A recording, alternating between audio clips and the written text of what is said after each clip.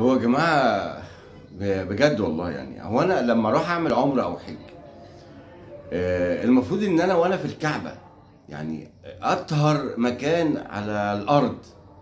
المكان اللي المفروض أبقى فيه خشوع وإن الصلاة فيه ب1000 صلاة وإن ربنا بيتقبّل الدعوة، المفروض إن أنا أمسك الموبايل وألِف وأورّي الناس إن أنا باصلّي وأورّي أم أحمد اللي أنا بادعي لها وأم خميس إن أنا باقول لها ربنا يسترها معاكِ